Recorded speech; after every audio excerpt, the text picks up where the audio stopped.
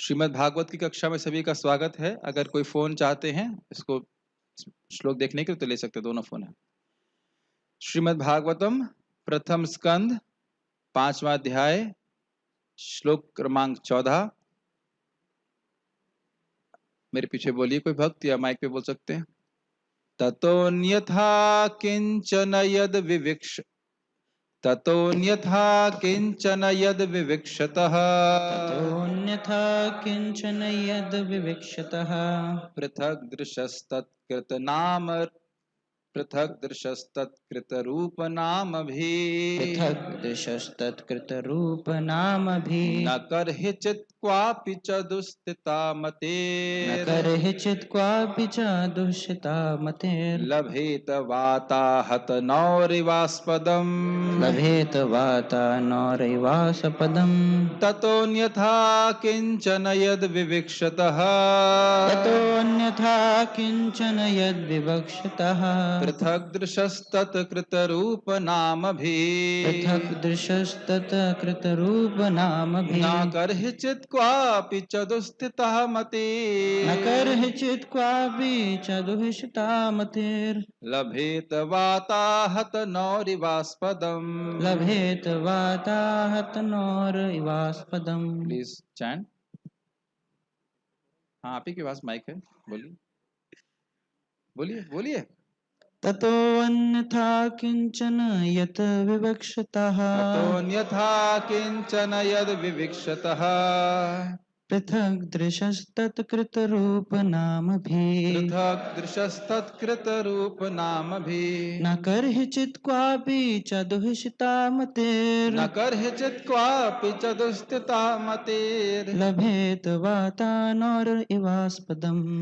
लभेत वाताहत नौरिवास्पदम्।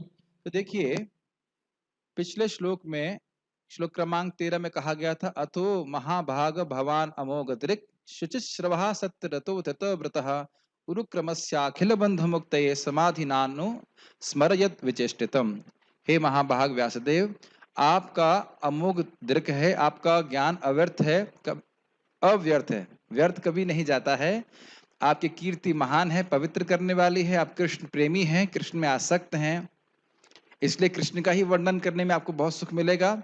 नृत्य व्रत जीवों का उद्धार करने के लिए आपका व्रत में दृढ़ है, और इस कारण से जीवों के सभी जीवों की मुक्ति के लिए और हर जीव की पूर्ण मुक्ति के लिए आप भगवान उरुक्रम, उरुक्रम की क्या व्याख्या की गई थी, जिनका क्रम बहुत बड़ा है, भगवान विष्णु वामन देव, या उनकी लीलाएं बहुत महान है, उनकी समाधि में स्मरण करके चेष्टतम, उनकी लीलाओं का समाधि में स्मरण कीजिए, क्योंकि वह लीलाएं एक प्रेमी भक्त के हृदय में ही स्फुरित होती हैं। आप वैसे भक्त हो, सामान्य व्यक्ति नहीं जान सकता, और उसका स्मरण करके आप हमको वर्णन कीजिए। अब इस श्लोक में कह रहे हैं ततः, ततः मतलब इसलिए, अन्यथा किंचन किंचन यद विविक्षतः, विविक्षा का मतलब होता है विवेचना या व्याख्या या कुछ बोलना।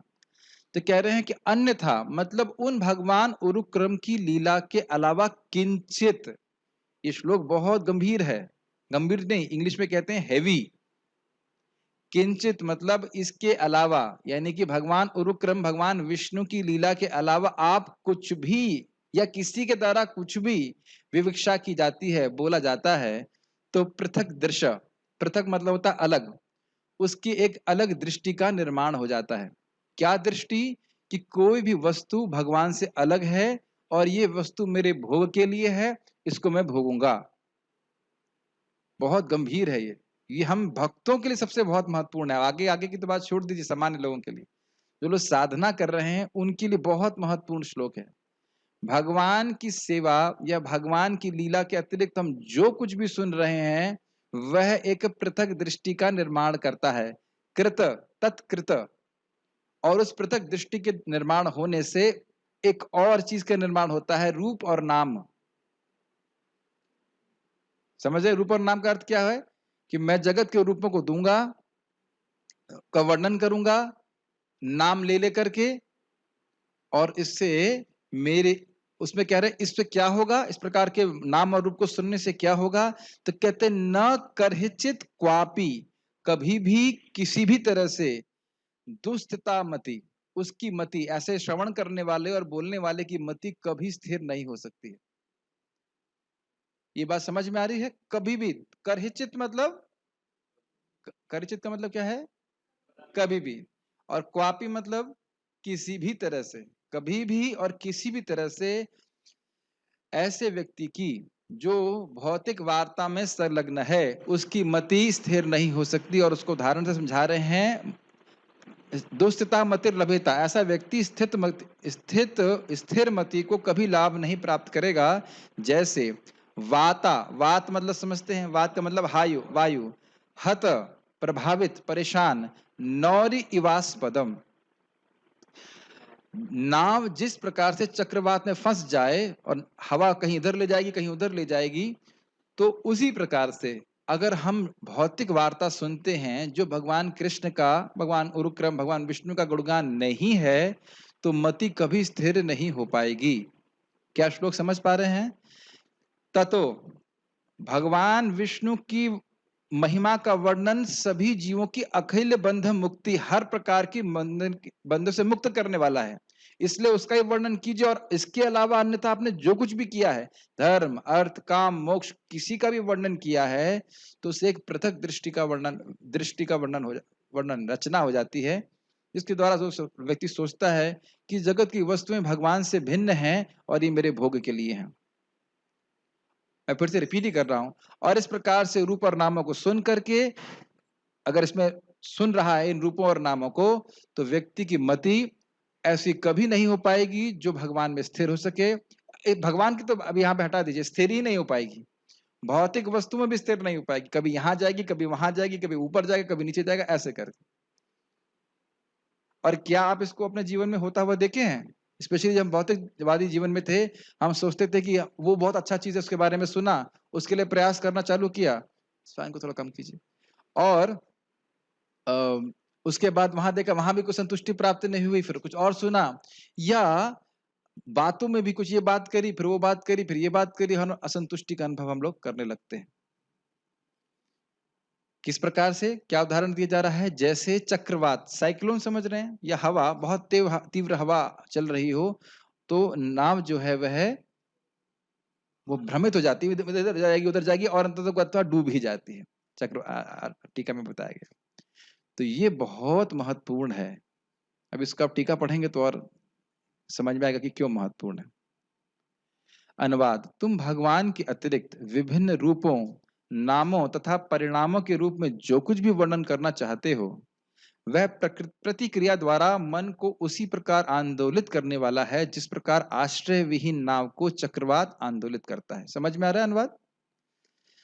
अब इसका पॉजिटिव भी लेना चाहिए कि भगवान के संबंधित जो वचन होंगे, उनके नाम और रूप और गुणों का वर्णन कोई करेगा तो मति कैसी होगी? स्थिर हो जाएगी। बार बार फिर अब मन भगवान में ही जाएगा।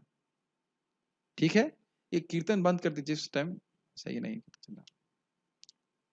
सारार्थ दर्शनी, अन्वय रीति से कहने के बाद अब व्यतिरेक से इस श्लोक के द्वारा कह रहे हैं। अन्वय का मतलब समझते हैं, अन्वय का मतलब होता है डायरेक्टली। पिछले श्लोक में अन्वय से कहा ना कि आप भगवान की लीला का वर्णन करें, इससे जीवों की मुक्ति होगी, इसे कहते हैं अन्वय। अन्वय तो समझ में आ रहा होगा, अन्वय का अर्थ क्या होता है? Direct positive statement. और व्यतिरेक मतलब नेगेटिव स्टेटमेंट। आप बिल्कुल भी भगवान की लीला कथा के अलावा और किसी भी वस्तु का वर्णन ना करें। जैसे हम लोग सुनते हैं अन्वय व्यतिरेक में इस प्रकार से कहते हैं कि हमें भगवान का नाम जप करना चाहिए और नाम अपराध करना चाहिए।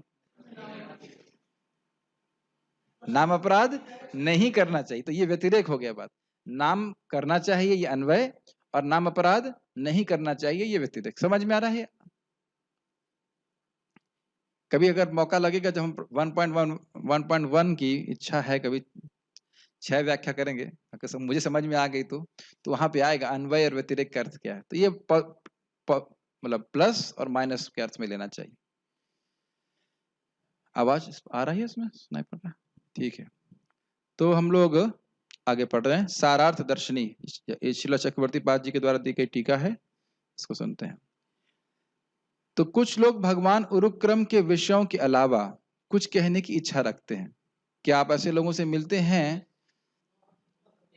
सुबह सबसे पहले आप किस व्यक्ति से मिलते हैं जो भगवान की के अलावा कुछ और भी बोलना चाहता है? हम शीशे में अपना चेहरा देखते हैं। हम भगवान के बारे में कुछ बोलना चाहते हैं और भगवान से इतर भी कुछ बोलना चाहते हैं। इतर मतलब अलग। बहुत खतरनाक हैं ऐसे लोग। इसलिए आज इस श्लोक का हमें एप्लीकेशन करना है। एप्लीकेशन ये करना है कि भगवान की चर्चा के अलावा या फिर कोई उनकी सेवा के अलावा हमारे अगर हृदय में इच्छा आ भी रही है तो बोले नहीं। ये पहली लाइन का हमारा पहले टीका का पहला एप्लीकेशन है कि इच्छा आ भी रही है कि कुछ बोलें। आपने देखा है पहले इच्छा आती है कुछ बोलने की, अब मन नहीं बोलना है वो। अगर सेवा के संबंध में कुछ है या कोई और महत्वपूर्ण बात है तो बोला, लेकिन दुनिया की वार्ता बिल्कुल नहीं करनी। ये बहुत कठिन है मेरे लिए भी, सभी के लिए बहुत कठिन है। वाणी के वेग को संयम करना इतना आसान बात नहीं है, लेकिन करेंगे तो तभी हमारा मन संयमित हो सकता है। अगर वाणी को संयमित नहीं कर रहे हैं, कान को संयमित नहीं कर रहे हैं, तो फिर मन कभी भी संयमित नहीं हो सकता। पहला पॉइंट सीखना, इच्छा करके वे कुछ कहते हैं और उनके द्वारा कहे जाने पर कुछ लोग उनसे सुनते हैं, तो स्पष्ट है। और यह एक पृथक दृष्टि का निर्माण करता है। क्या पृथक दृष्टि है? पृथक मतलब अलग दृष्टि। जिन लोगों की भगवान की लीला से पृथक कुछ वस्तु को देखने की दृष्टि हो गई है, क्योंकि वे इतर विषयों की चर्चा करना चाहते हैं, तो इस कारण से उनकी बुद्धि इन शब्दों अर्थात नामभी से शुद्ध हो जाती है, जो अन्य वस्तुओं अर्थात रूप का वर्णन करते हैं, जिनका निर्माण उस भिन्न दृष्टि से होता है। समझिए इसका अर्थ क्या है। भगवान से इतर का मतलब अलग, बोलने की इच्छा हुई। अब वह कुछ बोलेगा तो भगवान की लीला तो वर्णन करेगा नहीं। और क्या आप ये देख रहे हैं कि इस जगत में नाम और रूप का ही वर्णन होता है? कोई वस्तु का रूप है, उसका वर्णन हम चालू कर देंगे। और आप जरा देखिए, आप वैसे मैं अभी आप लोग भूख लग रही होगी तो आसानी से फील कर सकते हैं। मैं कहूं कि आज जलेबी बनी है, तो जलेबी का स्वरूप आ गया कि नहीं, और एक शब्द आ गया कि नहीं, और एक एक वस्तु का नाम ऐसा रखा गया है जो हमारे हृदय में भोग के विचारों को क्या कह सकते हैं, इंसाइट कर दे। इंसाइट को हिंदी में क्या कहेंगे? हाँ, एक शब्द आता है, एक शब्द ऊ से आता है, उसका शब्द याद नहीं आ रहा मेरे को, अभी याद नहीं आ रहा। इसकी शब्द ऊ से होता है। शास्त्री जी आपको याद आ रहा है? किसी भगवान, उत्तेजित भी कह सकते हैं, लेकिन एक शब्द आ रहा है ऊ से ही होता है। इसमें भगवान के कुछ उद्दीपन, उद्दीपन, वही वही वही सब है। प्रज्वलित, उद्दीपन। प्रज्वलित मतलब और ज्वलित कर देना, लेकिन उद्दीपन मतलब शुरुआत कर देना। उद्दीपन, उद्दीपित कर देना है, वही अर्थ है। तो ये एक इस प्रकार से हमारे हृदय में भोग की वासना को उद्दीपन कर देता है। अच्छा, अब आप ये देखिए, जब हम जप करते हैं तो नाम और रूप का ही डिस्टरबेंस आता है कि नहीं? पहले क्रिया के बारे में वर्णन करेंगे तो पहले किसी क्रिया की बात कर रहे हैं अगर, तो कोई रूप दिखेगा कि नहीं दिखेगा? बिना रूप के तो क्रिया नहीं हो सकती है। रूप दिख रहा है कि नहीं, पहले बताइए। रूप कुछ क्रिया कर रहा हो, आगे की बात है। और किसी ने कुछ शब्द बोल दिया तो वही मन में फंसा रहता है। तो आप देख रहे हैं कि हमारे मन की ये जो गतिशीलता है, जो चंचलता है, वो किस वजह से है? भौतिक शब्दों को सुनने से। और मन का मल क्या है? चंचलता। और इसी की बात हम कर रहे हैं ना यहाँ पे, वायुर्वा नौ, हाँ, आस्पदम करके है। बहुत गंभीर है, बहुत गंभीर बात है। और बड़ी प्रेरणादायक बात भी है कि भगवान के अलावा हमारा मन कहीं लगेगा ही नहीं। मन बहुत चंचल है, लेकिन मन की एक बहुत बढ़िया बात यह है कि हमारी बहुत सहायता कर रहा है। हम मन को कहीं और पे लगाने चाहेंगे तो मन लगेगा ही नहीं। जैसे कि यहाँ सीख रहे नारद जी की मुक्ति से, इधर लगाएंगे उधर लगाएंगे, यहाँ सोचेंगे वहां सोचेंगे, जीव कभी संतुष्ट नहीं होगा। कल भक्त पूछ रहे थे कि सृष्टि क्यों हुई? इसी तरह सृष्टि हुई। भोग की सुविधा दी जा रही है, लेकिन व्यवस्था ऐसी की गई है कि कितना भी भोग किसी भी तरह से कर ले, मन कभी संतुष्ट नहीं होगा। आपको पता है हिरण्यकशिपु के बारे में? पूरे त्रिलोकी का राज्य था उसके पास, फिर भी एक उसके पास चीज नहीं थी, और वो था संतुष्टि। और प्रहलाद जी के पास कुछ भी नहीं था, लेकिन एक बहुत बड़ी चीज थी, संतुष्ट थे, कृष्ण भक्ति में वह रत थे। ये सूत्र हमको पकड़ना पड़ेगा, तब अपने जीवन की शक्ति को हम उस स्थान पे लगाएंगे जिससे हम वाकई संतुष्ट हो सकें, शांत हो सकें, सुखी हो सकें। और वो कैसे होगा? कृष्ण कथा के द्वारा, कृष्ण नाम के द्वारा, कृष्ण भक्ति के द्वारा। सिद्धांत हम जानते ही हैं मोटा मोटा, लेकिन इसको बहुत गंभीरता से लेना पड़ेगा। कुछ भी बात अगर कृष्ण के संबंध में नहीं है, हमारे हृदय को शुद्ध ही करेगी। शुद्ध मतलब समझते हैं, जैसे कांटा आपके शरीर में कष्ट पहुंचाए, केवल कष्ट पहुंचाएगा।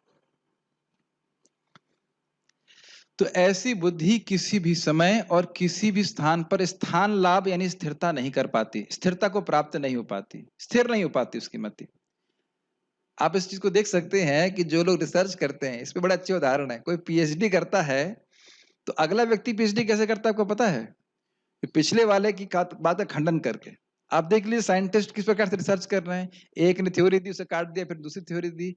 कहीं उनकी बुद्धि में स्थिरता नहीं है। और अगर हम सृष्टि के बारे में सुनते हैं तो कहाँ से? श्रीमद् भागवतम सुनते हैं और वही स्थिर रहती, कोई चेंज नहीं करते। इस पे एक कुछ लोग आर्गुमेंट भी करते हैं साइंटिस्ट से कि आपके पास भी तो श्रद्धा है, आप उस खिड़की को खोल सकते हैं अनुपम, या फिर आप थोड़ा दरवाजा खोल के भी बैठ सकते हैं if you have any problem. तो हम बात कर रहे थे क्या? हाँ, कि साइंटिस्ट पे भक्त लोग भी आरोपण करते हैं कि आप कह रहे हो कि हम लोग शास्त्र में श्रद्धा रखते हैं, तो क्या आप अपनी इंद्रियों पर श्रद्धा नहीं रखते हो? और अब देखो कि कुछ समय के लिए आप किसी थ्योरी पर श्रद्धा रखते हो, फिर चेंज कर देते हो, फिर चेंज कर देते हो, फिर चेंज कर देते हो। तो कहते हैं फिर भी हम प्रयास तो कर रहे हैं। ऐसा नहीं कि बिना श्रद्धा के कर रहे हो। तो हम लोग जो है इस तरह से शास्त्र पे श्रीमद् भागवतम के वचन को सुनेंगे तो हमारा मन स्थिर होगा, ये सीखना होगा। भगवत गीता को सुनेंगे तो मन में शांति आएगी, स्थिरता आएगी। तो ये बात एक मैंने नोट में डाल के रखी हुई है, मन भगवान के अलावा कहीं लगेगा ही नहीं। ये बात समझ में आ रही है? साहिल प्रो समझ में आ रही है? अरे बताइए क्या समझ में आ रहा है, माइक पे बताइए, माइक की क्या अंडरस्टैंडिंग है? मन कहीं नहीं लगेगा, क्या मतलब है? जैसे प्रभु जी मेरा पहले नहीं, अपना एग्जाम्पल मत दीजिए, सिद्धांत क्या पहले सीख रहे हैं ये बताइए। मेरा भक्ति में बहुत मन लग रहा है पहले के मुकाबले। अरे मैंने चलो कोई बात नहीं, मैं फिर समझ, कोई चीज और को समझ में आया है? ये मन नहीं लगे, कृष्णा, यस, ये चीज समझना बहुत जरूरी है। ये हमको भक्ति में बहुत प्रोत्साहित करने वाली है। मन नहीं लगेगा, यस। मन की स्वाभाविक प्रवृत्ति है कि वो भगवान के अलावा कहीं लगेगा ही। यस।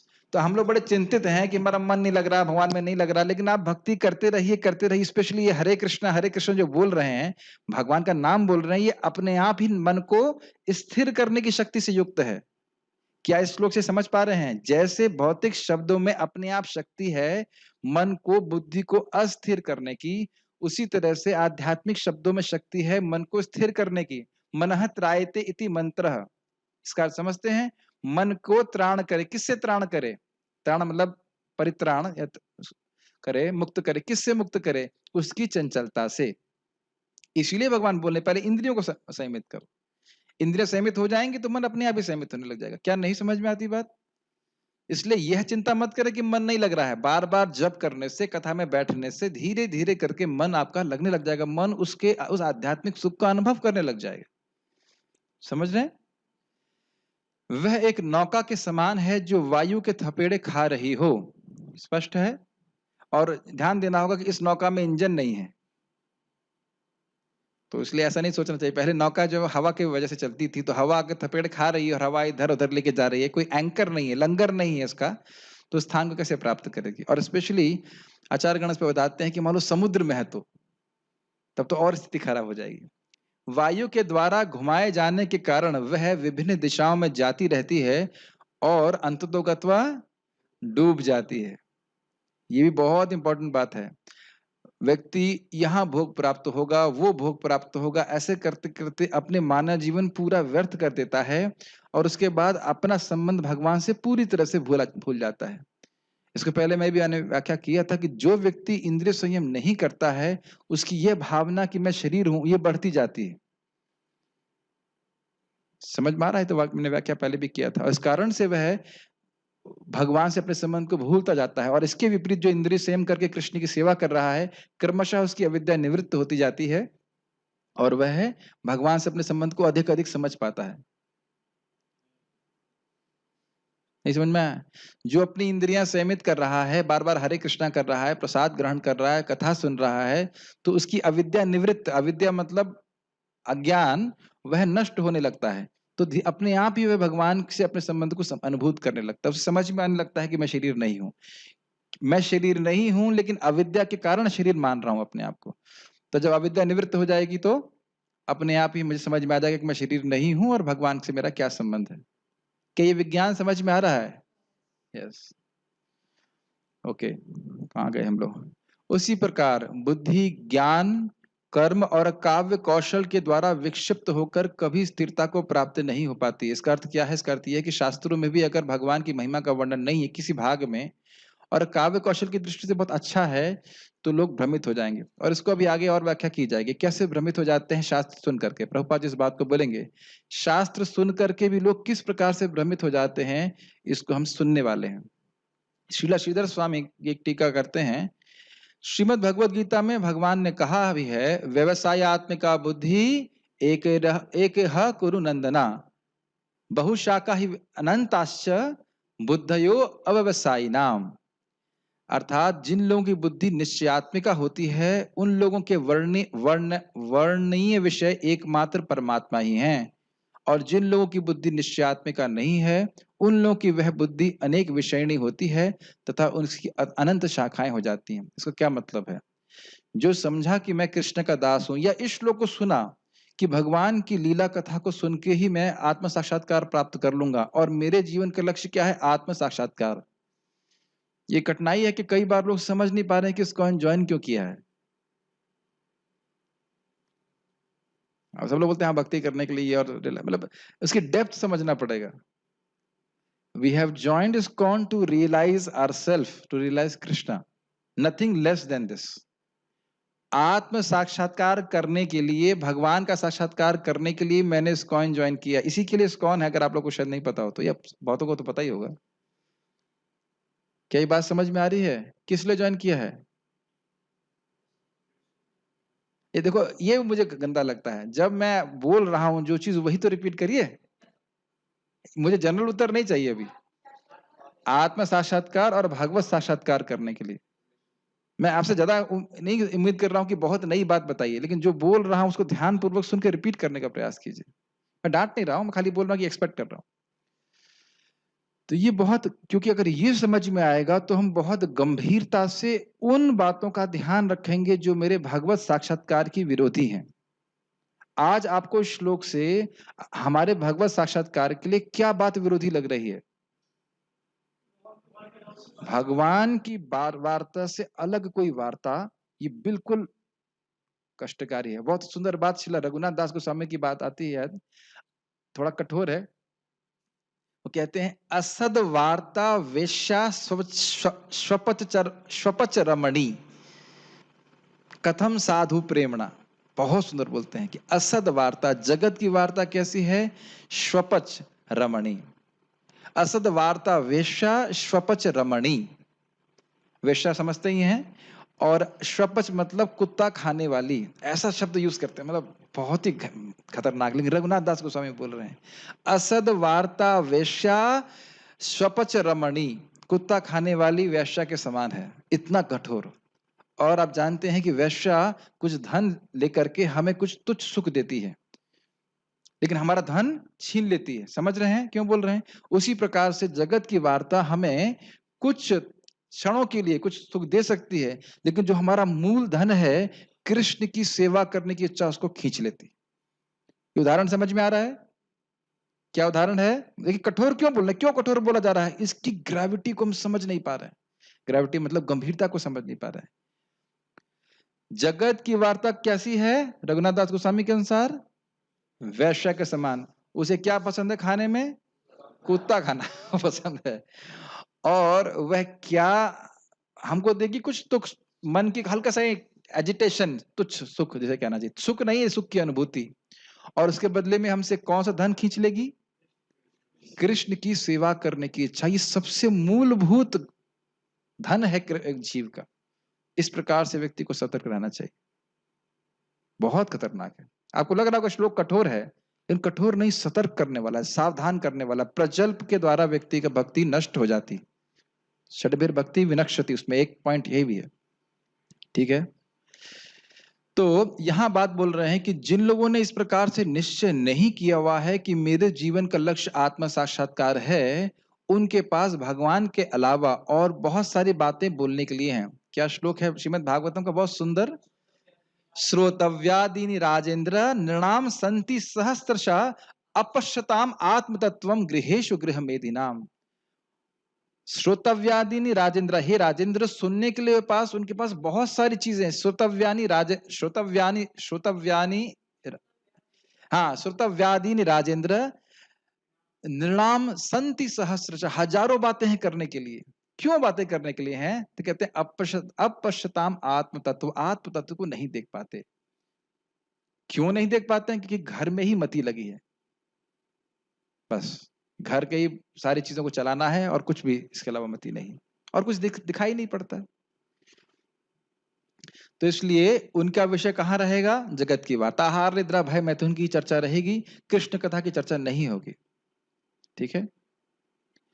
और इस कारण से, क्योंकि बुद्धि निश्चयात्मक नहीं है, इसलिए अपनी इंद्रियों को संयम करके केवल कृष्ण कथा में लगाऊंगा, ये बात भी भावना कभी नहीं आती। जैसे श्लोक सुन करके कम से कम इच्छा तो आ रही है ना कि आज दिन में मैं केवल कृष्ण कथा करूंगा, भले कितनी हैवी लगे, और सतर्क रहूंगा कि कोई वाणी मेरे कृष्ण के अलावा ना हो, कृष्ण की सेवा के अलावा नहीं हो, है कि नहीं? इतना तो कम से कम आ ही रहा है मन में। भले ही हम उसको पालन ना कर पाए हमेशा, लेकिन कम से कम ये याद रहना चाहिए कि स्टैंडर्ड क्या है। और अगर हमारा भाग्य ऐसा है कि हमें, मैं ब्रह्मचारियों की बात नहीं कर रहा हूं, जैसे जो भक्त हैं जो अब निवृत्त हो चुके हैं, सेवा निवृत्त हो चुके हैं, और उनको पैसा कमाने के लिए कुछ करना नहीं है, केवल जीवन निर्वाह करना है अपना, मतलब क्या कह सकते हैं, रोटी पानी की व्यवस्था हो गई भगवान की कृपा से, तो अब तो उनको एकदम ब्रह्मचारी की तरह ही रहना है कि मुझे कृष्ण कथा के अलावा कुछ नहीं सुनना। एक वक्त बता रहे थे, अच्छे डिवोटी हो गए हैं वो, कि उनके रिश्तेदार फोन करते हैं तो कहते हैं रुको रुको अभी मैं थोड़ा व्यस्त हूं, भी कोई आया हुआ है, इस प्रकार से उनको टाल देते हैं। क्योंकि ध्यान दीजिए, उसकी इच्छा क्या है? कृष्ण कथा करने की, है ना? नहीं, उसकी इच्छा ही है कि उसने कुछ भौतिक वार्ता करने की, फिर वह कुछ रूप और नाम की चर्चा करेगा और हमारी मति को फिर डिस्टर्ब कर देगा। क्या ये अनुभव किया है आपने कभी? इसीलिए परिवार से दूर रह के अगर भक्ति करने का मौका मिले तो बहुत अच्छा है। ठीक है। हमारे होटल में एक जो वैद्य हैं, वो जब हम ब्रह्मचारियों से मिलते हैं तो बड़ा उनका अप्रिशिएट करते हैं, कहते हैं तुम्हारा बड़ा भाग्य है कि तुम लोगों को परिवार से दूर रह करके भक्ति करने का मौका मिला। बेचारे अभी भी होटल में ही फंसे हुए हैं, 82 साल, उस टाइम पता नहीं 82 के थे, कितने साल के थे। आसक्ति जाती नहीं है। पद रत्नावली श्रीला विजय ध्वज तीर्थ के द्वारा है, वो समझाते हैं इस विषय को। और केवल धर्म आदि विषयक शास्त्र तो अनर्थों का ही निर्माण करेगा, इसे ज्ञापित करने के लिए यह श्लोक कह रहे हैं। मतलब धर्म अर्थ काम मोक्ष, मोक्ष भी कह सकते हैं, तो इनकी ही व्याख्या करने से व्यक्ति भ्रमित ही रहेगा, वह समझ ही नहीं पाएगा उसका पुरुषार्थ क्या है, उसे क्या प्राप्त करना चाहिए। प्रभुपाद इस बात को काफी समझाएंगे। अतएव भगवान की महिमा के अलावा जो धर्मार्थी पुरुषार्थ को कहने के लिए जो कुछ भी विवेचना की जाती है, विवेचना का मतलब व्याख्या की जाती है कि भाई ये धर्म करोगे तो ये अर्थ प्राप्त होगा या स्वर्ग मिलेगा इत्यादि, और उन पुरुषार्थों के उपयोगी, उन पुरुषार्थों को प्राप्त करने के लिए जो कुछ उपयोगी है, जो नाम और रूप रच करके उस ग्रंथ में रखे जाते हैं। भाई ग्रंथ में भी और नाम और रूपों का वर्णन किया जाएगा कि नहीं? ये स्वर्ग है, ये ऐसा दिखता है, यहाँ ये जाओगे तो ये मिलेगा, ये सब नाम और रूप का वर्णन है कि नहीं? जिनके द्वारा धर्मादि के फल को प्रतिपादित करने के लिए स्वर्गादिगत लावण्य आदि रूप और मदन के लिए इत्यादि नाम का वर्णन होता है, तो एक पृथक दृष्टि का निर्माण कर देते हैं। मुझे लग रहा है बहुत कठिन हो गया, लेकिन कठिन बिल्कुल नहीं है। इसका अर्थ क्या है? देखो भाई, स्वर्ग जाओगे तो वहां बहुत सुंदर सुंदर गार्डन है, और वहां बहुत सारे फल हैं, और वहां बहुत सारा जूस है। अब देखिए मैं वर्णन चालू कर रहा हूं मैं, लेकिन मिलेगा तब जब तुम यहां धर्म करोगे। तो अगर हम स्वर्ग का वर्णन ही नहीं सुनेंगे तो स्वर्ग जाने के लिए कोई यज्ञ करने की तपस्या क्यों करेंगे? नहीं करेंगे। तो इसलिए शास्त्र में, अब यहां शास्त्र की बात हो रही, शास्त्र में यदि स्वर्ग का वर्णन है तो स्वर्ग में क्या भोग उपलब्ध हैं उनके रूप का वर्णन करना पड़ेगा ना। और मदन के लिए मतलब किस प्रकार के, मदन मतलब होता है काम, तो मतलब किस प्रकार की अप्सना इत्यादि मिलेंगी, उनके रूप का भी वर्णन करेंगे। सब है वर्णन। और इस कारण से एक व्यक्ति क्या सोचता है, बस यही है, इसके अलावा तो वेदों में कुछ है नहीं। अभी हम लोग 15वें अध्याय को पढ़ने वाले हैं। वेद की जो पत्तियां हैं, ये ऋचाएं हैं जो जैसे हरी हरी पत्तियों से पेड़ बड़ा अच्छा लगता है कि नहीं? ऐसे ही इस प्रकार की बातों से कि स्वर्ग जाओगे, बड़ा सुख होगा, या आप कौन सा हम लोग चातुर्मास्य करोगे तो तुम्हें स्वर्ग में अक्षय पुण्य प्राप्त होगा और तुम स्वर्ग में हमेशा रहोगे। क्या ये सच बात है? नहीं, सच बात नहीं। तो इसको सुनकर लोग बड़े प्रेरित हो जाते हैं। अब आप देखिए, ये समझ में नहीं आ रहा तो मेरा अनुभव सोचिए। मैं इंडोनेशिया से लौट के आया और हम लोग अंबाला गए। अंबाला में पास में एक गाँव है, प्रचार करने गए। तो मैं बता रहा था कि वहाँ कितने सुंदर-सुंदर, अब यहाँ पे भी बता रहा हूँ लेकिन आप लोग प्रभावित नहीं होंगे।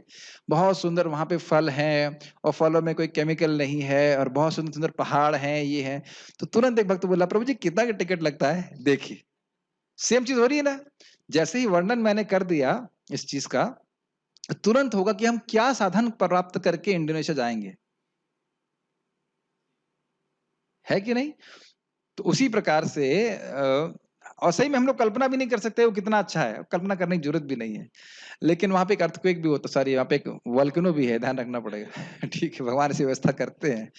तो कहने का अर्थ है कि इस प्रकार से श्रवण करके व्यक्ति यह नहीं समझ पाएगा कि वो वैकुंठ कहाँ है, गोलोक कहाँ है, उसकी चर्चा ही नहीं होगी, उसके लिए प्रयास ही नहीं करेगा। हम लोग भी तो सुन करके कि वैकुंठ है, गोलोक है, उसके लिए प्रयास कर रहे हैं, हरे कृष्ण मंत्र कर रहे हैं। समझ रहे हैं मेरी बात? और आप देख रहे होंगे भागवत सुनने से स्वर्ग जाने की इच्छा बिल्कुल नहीं आती। मुक्ति की इच्छा भी नहीं होती। क्या करेंगे मुक्ति जाके? ब्रह्म ज्योति में जाके क्या करेंगे? क्या समझ पा रहे हैं शब्दों का प्रभाव अपने चित्त पे? और भागवत नहीं सुनेंगे तो भक्ति करते-करते भी चाहिए अमेरिका चला जाऊँ। ये ऐसा भी हम होते हुए देखते देखते ही हैं, यस। कोई-कोई भक्त हैं जो मुझे सनत चंद्र बता रहे थे कि 10-15 साल, 20 साल ब्रह्मचारी आश्रम में रहेंगे ताकि अमेरिका चले जाएँ।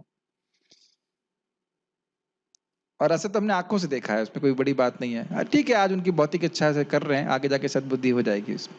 लेकिन ये बात है कि भागवत सुनने से हमारे मन में स्थिरता आती है कि मुझे भगवान के चरण कमलों की ही प्राप्ति करनी है।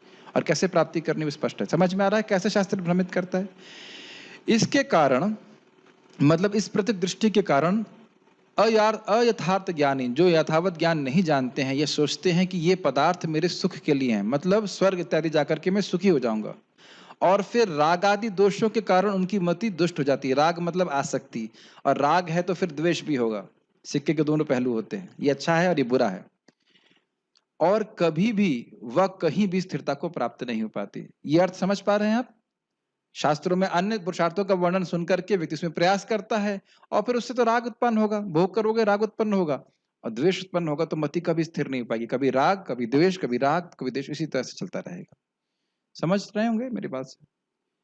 इसलिए केवल धर्मादि विषयक शास्त्र कृति अनर्थकारी है ये भाव, मतलब जो भगवान की महिमा का वर्णन है नहीं, तो वह केवल बुद्धि को भ्रमित करेगा। श्रील प्रभुपाद जी का तात्पर्य। श्री व्यासदेव वैदिक साहित्य के समस्त वर्णनों के संपादन करता है, अतएव उन्होंने अनेक प्रकार से दिव्य अनुभूति का वर्णन किया है, यथा सकाम कर्म, मीमांसा, योग शक्ति तथा भक्तिमय सेवा, मतलब कर्मयोग, ज्ञान योग, अष्टांग योग और भक्ति योग। इसके अतिरिक्त उन्होंने विविध पुराणों में अनेक देवताओं की विभिन्न रूपों तथा नामों से पूजा किए जाने की स्तुति भी की है। ये बात हमने समझाया था ना, स्वर्ग में ये देवता है, इसका ये नाम है, इसकी पूजा करोगे तुम्हें यह प्राप्त होगा। तो इसलिए इसका परिणाम यह हुआ कि जन सामान्य भ्रांत है कि वे भगवान की सेवा में अपना मन किस तरह स्थिर करें। क्या आप में से जो लोग प्रचार करते हैं, कभी प्रश्न आया है, प्रभु जी आप कह रहे हो कि कृष्ण भगवान है, लेकिन शिव पुराण में लिखा है शिव जी भगवान है, और देवी भागवत में लिखा है कि दुर्गा जी भगवान है। इससे पहले कि हम आगे जाएं, इस बात को थोड़ा समझ लेना चाहिए कि श्रील व्यासदेव जी ने ऐसा क्यों किया। हर व्यक्ति का ये अधिकार नहीं होता है। भगवान की भक्ति सब लोग कर सकते हैं, यस, लेकिन रजोगुण, तमोगुण और से प्रभावित व्यक्ति को भगवान कृष्ण की भक्ति करने में रुचि नहीं होगी। तो अब वह लोग कम से कम वेद के आदेश को माने, कुछ धर्म की बात को माने जो उनके गुणों के अनुसार है। इसलिए उन्होंने इस प्रकार के शास्त्र दिए हैं जिसके द्वारा तमोगुणी लोग तमोगुणी पूजा की विधि को स्वीकार करें और कम से कम विधि स्वीकार करके धीरे धीरे प्रगति करें। फिर तमोगुण से रजोगुण, रजोगुण से सतोगुण, धीरे धीरे क्रमशः प्रगति करके भगवान विष्णु की भक्ति तक आने का योग्यता को प्राप्त करें। समझ में आ रहा है? लेकिन इससे हो क्या जा रहा है? इससे हो ये रहा है कि लोग ये सोचने लगते हैं कि बहुत सारे भगवान हैं, तुम जिसको भी मानो, जिसकी भी पूजा करो, वह ठीक है। ये मिस्टेक हो रही है। पद्म पुराण में एक श्लोक है, पूरा याद नहीं, शुरुआत ऐसी होती है चैतन्य चरितामृत में, व्यामोहाय चराचरम व्यामोहाय चराचरस्य जगतम ते ते पुराणागमस, ऐसे करके श्लोक है। कह रहे हैं कि लोगों में मोह उत्पन्न करने के लिए श्रील व्यासदेव जी ने विभिन्न पुराणों में विभिन्न देवताओं को भगवान के रूप में, सर्वश्रेष्ठ के रूप में घोषित किया है। और मोह का कारण आप समझ पा रहे हैं क्यों मोहित कर रहे थे? क्योंकि उनका योग्यता नहीं है अभी भगवान विष्णु की पूजा करने की। समझ पा रहे हैं मेरी बात? लेकिन एक बात ध्यान रखिएगा कि कोई व्यक्ति कितना भी तमोगुणी हो, अगर किसी महान भक्त के आश्रय में आ जाता है तो उनकी इच्छा से उसके हृदय में भक्ति का ट्रिगर हो जाता है। ये बात समझ पा रहे हैं? ऐसे उसे क्रमशः प्रगति करनी पड़ेगी। लेकिन अगर भक्त की कृपा हो गई, उसने सोच लिया कि भाई काश ये भक्त बन जाए, तो चाहे कितने घोर तमोगुण में भी क्यों ना हो, वह व्यक्ति भगवान के चरण कमल की प्राप्ति कर सकता है। ये क्या है वो? माम ही पार्थ व्यपाश्रित्य ये पिस्यु पाप योनिः स्त्रियो वैश्यस तथा शूद्रस तेपि यान्ति पराम गतिम। कोई भी व्यक्ति चाहे कितना भी पापी हो, व्यपाश्रित अर्थात मेरे भक्तों की शरण लेता है, तो वह भी भगवान के धाम चला जाता है। तो इसलिए यह नहीं सोचना चाहिए कि अगर मेरे हृदय में, चित्त में तमोगुण बहुत अधिक है तो मैं भगवान की भक्ति नहीं कर सकता। कोई भी कर सकता है, लेकिन प्राय लोगों की रुचि ही नहीं होती। तो इसलिए कम से कम उनको वेद के निर्देश में लाने के लिए इस प्रकार से हमने किया। यहां तक किसी का संदेह है ऐसा क्यों किया, या समझ में आ रहा है? सबको समझ में आ रहा है? ठीक। वे आत्म साक्षात्कार के सही मार्ग को ढूंढने के लिए सदा भ्रांत रहते हैं, भ्रमित हो जाते हैं। श्रील नारद देव, जैसे आप सोचिए कि आप जंगल में हैं, गहरे जंगल में, और रास्ता पता नहीं, कोई कहे ये रास्ता है, दूसरा कहे नहीं ये वो रास्ता है, कोई कहे ऊपर से रास्ता है, कोई दाएं से रास्ता है, तो हम भ्रमित हो जाएंगे और यह भी नहीं समझ पाएंगे कि प्रमाणिक कौन है। देखिए हम लोग भगवान की कृपा से, एटलीस्ट मैं अपनी बात कर रहा हूं, तुम किसी की पूजा नहीं करते थे, किसी की भी पूजा नहीं करता था मैं भक्ति में आने से पहले तो। और भक्तों ने बताया और भगवद गीता सुना तो एकदम स्पष्ट है। लेकिन जो लोग पूजा करते हैं पहले से, उनके मन में बहुत डाउट रहता है कि अरे आप बोल रहे हो कृष्ण भगवान है, थ्योरी में सुन भी लेंगे, लेकिन कहने शिव जी तो भगवान है। मुझे तो इसमें हंसी आती है। एक भरतपुर में हम प्रचिंग करने जाते थे, मुझे लगता है 2 या 3 साल बीत गए, तो एक माता जी प्राय हर क्लास में आती थी। बाद में किसी और माता जी के द्वारा उनसे उनकी कंप्लेंट सुनी। पता कंप्लेंट क्या थी? प्रभु जी सब कुछ सही बोलते हैं, लेकिन एक बात हमको अच्छी नहीं लगती कि कृष्ण को ही भगवान कहते हैं। हमने कहा वाह धन्य है आप जो जड़ है वही सब समाप्त कर दिया। उनको एक बात खराब लगती कि बस कृष्ण को ही भगवान क्यों कहते हैं, बाकी सबको भगवान क्यों नहीं कहते। इतना गहरा संस्कार है कि मतलब स्वीकार ही नहीं कर पाते हैं लोग, तो ये स्थिति रहती है। श्री नारद देव वेदव्यास द्वारा संकलित किए गए वैदिक साहित्य की इसी त्रुटि विशेष पर बल दे रहे हैं और इस तरह वह प्रत्येक वस्तु को केवल परमेश्वर से संबंधित करते हुए वर्णन करने के लिए कह रहे हैं। तो ये तो आप समझ ही रहे हैं, श्रीमद् भागवत का रचना होगी जिसमें सब कुछ भगवान को ही जाएगा, भगवान के ही गुणों का वर्णन होगा और उसका क्या प्रभाव होगा, हमारी मति स्थिर होती चली जाएगी। शृण्वताम क्या है वो? नष्ट की भक्ति। अभी क्या बोला था हम लोगों ने? नित्यम भागवत सेवया नष्ट प्रायेषु भद्रेषु नित्यम भागवत सेवया भगवती उत्तमा श्लोके भक्तिर भवती नष्ट की, विक्षेप रहित, कोई डाउट नहीं रहेगा, भगवान कृष्ण के ही भजन करना, ठीक है? और भजन करना ही है, चाहे कुछ भी हो जाए, करना ही है। वस्तुतः भगवान के अतिरिक्त किसी भी वस्तु का अस्तित्व नहीं है, क्योंकि सब कुछ भगवान की शक्ति है, तो आप जानते ही हैं, और शक्ति शक्तिमान में कोई भेद नहीं होता है। भगवान विभिन्न विस्तारों यानी अंशों के रूप में प्रकट होते हैं। वे पूर्ण वृक्ष के मूल हैं, वे संपूर्ण शरीर के मानो उदर हैं। मूल में जल डालना ही वृक्ष को सींचने की सही विधि है। एक बार हम लोग लौट रहे थे तो ट्रेन में व्यक्ति बोला, अरे आप लोग हरे कृष्णा कर रहे हो, केवल कृष्ण को प्रणाम कर रहे हो। देखो हम सबको प्रणाम करते हैं, हम उसको प्रणाम करते हैं, हम उसको प्रणाम करते हैं, हम उसको प्रणाम करते हैं। मैं मन में सोच रहा था, कुछ बोला नहीं, सबको तो करते हो लेकिन कृष्ण को नहीं करते। और ये बात कैसी हो गई? वही बात हो गई कि हम सारी पत्तियों में जल डालने का प्रयास कर रहे हैं लेकिन जड़ में जल नहीं डाल रहे हैं। और अगर जड़ में डालेंगे तो अपने आप ही हर पत्ती के आखिरी कोने तक पहुंच जाएगा। इसीलिए अगर हम कृष्ण को संतुष्ट कर रहे हैं तो सारे देवी देवता संतुष्ट होते हैं। जैसे कि शिव जी कहते हैं कि यदि कोई रा बोलता है तो मैं सोचता हूं कि मां भी बोलेगा क्या, ये संस्कृत का श्लोक है इस प्रकार से, पार्वती जी को बोल रहे, इतने वो प्रसन्न हो जाते हैं, इतने आतुर हैं कि कोई व्यक्ति भगवान की भक्ति कर रहा है। तो आप सोचिए, आज ही मैं जब जप कर रहा था तो मुझे शिव जी का मैं स्मरण कर रहा था ये बात सुन करके, कि कितने प्रसन्न है, कितना आशीर्वाद दे रहे हैं। आप पढ़ने वाले हैं प्रथम स्कंद में ही कि सारे देवता आशीर्वाद देते हैं भक्तों को जो भगवान की सेवा कर रहे होते हैं। ठीक है, तो जब इस प्रकार के श्लोकों को सुनते हैं, यथा तरोर मूल निश्चनेना तृप्यन्ति तस्कंद भुजोपशाखा प्राणोपहारा चैतेन्द्रियाणाम सर्वाहरणम अच्युतेज्य, तो मन में मति आ ही जाती कि भाई मैं जिस प्रकार से पेड़ के जड़ में पानी देने से सभी पत्तियों को मिलता है, पेट में खाना देने से सभी जगह मिल जाता है, और बोल कौन रहा है? नारद जी। तो फिर मैं और देवताओं की पूजा क्यों करूं? अनादर नहीं करूं, लेकिन पूजा क्यों करूं? उनके पास तो पहुंचा दिया ना। समझ में आ रहा है? सीधी बात है। ठीक इसी तरह पूरे शरीर को शक्ति प्रदान करने के लिए उदर को भोजन प्रदान करना है। इसलिए श्री व्यासदेव को चाहिए था कि भागवत पुराण के अतिरिक्त अन्य किसी पुराण का संकलन न करते, क्योंकि उसमें रंच मात्र विचलन से आत्म साक्षात्कार में बड़ा उपद्रव हो सकता है। ये समझ पा रहे हैं इस बात को? जरा सा भी तत्व ज्ञान में मिस्टेक हो गया कि मैं कौन हूं, भगवान कौन है, कैसे उनकी पूजा की जानी चाहिए, तो व्यक्ति डिवेट हो जाएगा। प्रभुपाद जी इस संबंध में, प्रभुपाद जी का गुण था कि किसी का नियमों को पालन करने में कुछ मिस्टेक हो तो प्रभुपाद क्षमा करते थे, लेकिन फिलोसफिकल डेविएशन हो तो बिल्कुल क्षमा नहीं करते थे। इसको समझिए इस प्रकार से, मान लीजिए मैं रोड पे हूं और मैं गिर पड़ा, तो कहां पे हूं? उसी रोड पे और उसी दिशा में जा रहा हूं। लेकिन अगर रोड हल्की सी टेढ़ी हो गई तो आगे जाकर बहुत विपरीत दिशा में चला जाऊंगा कि नहीं? Does it make sense? तो इसलिए फिलोसफिकल डेविएशन बिल्कुल नहीं होना चाहिए, जो सिद्धांत है वो एकदम क्लियर होना चाहिए। और इसीलिए प्रभुपाद जी बार बार बल देते हैं कि मैं पुस्तकें पढ़ करके सिद्धांत एकदम क्लियर रखना चाहिए।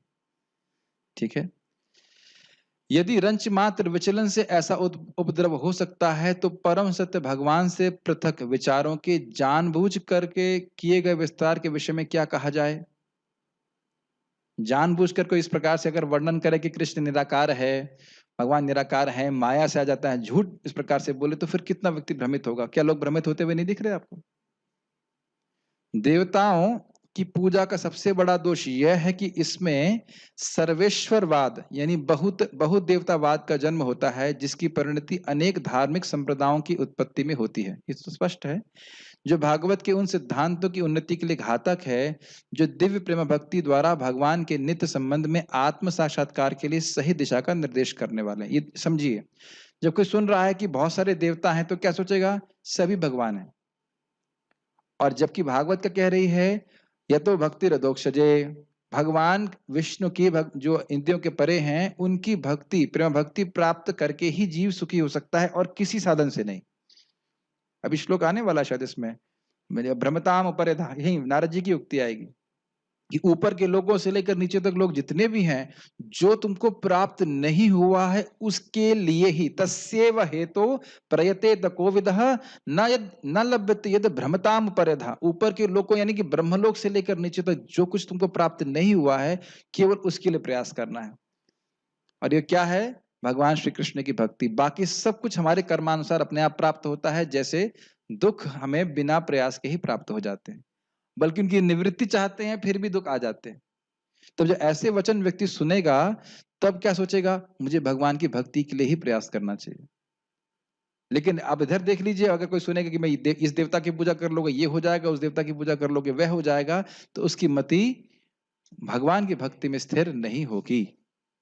एग्जाम्पल दे रहा हूं कि मान लीजिए कोई ब्रह्मचारी आश्रम ज्वाइन करता है तो कुछ लोग बोलते हैं ज्वाइन तो कर रहे हो, 5 साल बाद निकाल दिया तो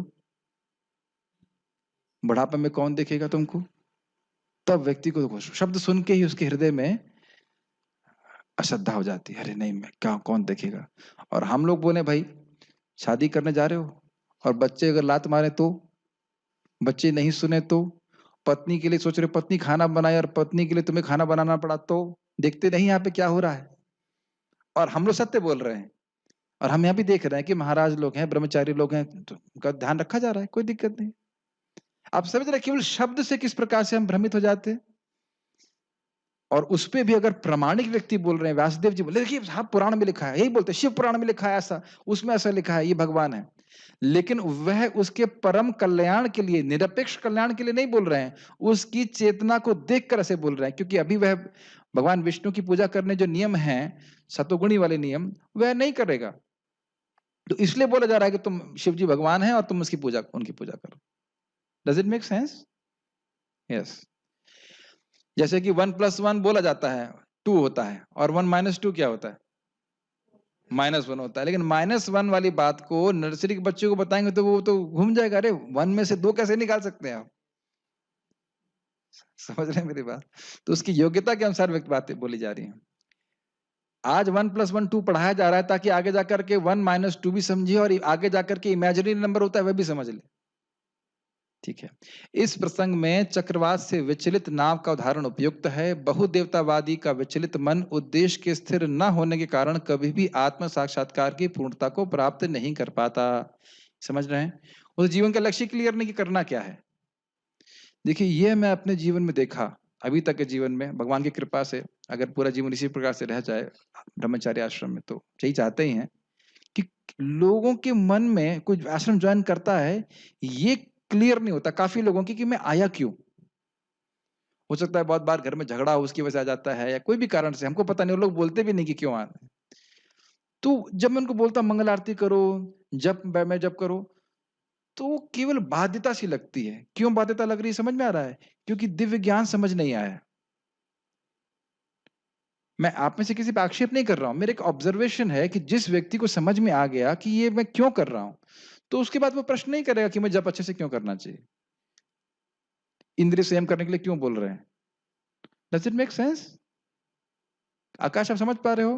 भाई मैंने आपसे पूछा था कि आईएएस के लिए कितना तैयारी कर रहे हैं, तो आपने कहा 10-12 घंटे पढ़ता था कम से कम। तो जब लक्ष्य क्लियर है तो इधर की तपस्या पे ध्यान नहीं रहता है, व्यक्ति लगा रहता है। लेकिन जब हमारा कान इसके द्वारा हम सुनते नहीं ठीक प्रकार से, हमारी दृष्टि वहां पे स्थिर नहीं है, तो इसे लगे मैं ये सब क्यों कर रहा हूं, why I am here. Make sense to you?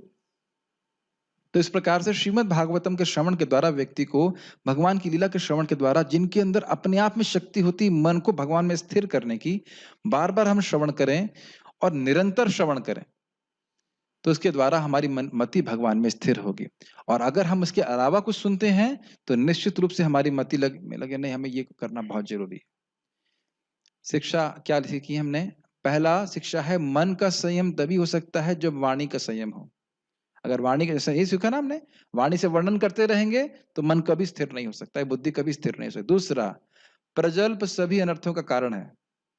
भगवान की भक्ति को प्राप्त करने के अलावा जो भी चिंतन कर रहे हैं वह सब अनर्थ है, हमारे जीव के लिए कल्याणकारी नहीं है। तीसरा, जब भी कोई कुछ बोलता है तो उसकी चेतना हमको प्रभावित करती है। जो भौतिकतावादी लोग हैं उनको बहुत उत्साह होता है कुछ वर्णन करने का। जैसे मैंने देखा एक मेरे रिश्तेदार हैं, वो शेयर्स में बहुत एक्सपर्ट हैं, तो मैंने कुछ एक छोटी सी पॉइंट पूछा था, उस पर उन्हें पूरा क्लास दे दिया उसके ऊपर, और मेरे कान उसे ग्रहण ही नहीं कर रहा था। मैंने कहा ठीक है ठीक है ठीक है, बंद कर दी। और अगर उनसे कहा जाए कि कृष्ण कथा की चर्चा करो तो बड़ा कठिन है। हमारे कृष्णानंद प्रभु कहते थे कि कोई भक्त, कभी कदाचित भक्त भी मेरे पास प्रजल्प करने के लिए आता है तो तुरंत बोलता हूं मैं, आओ प्रभु चलो चैतन्य चरितामृत खोलते हैं, कुछ डिस्कशन करते हैं। वो तुरंत भाग जाता है।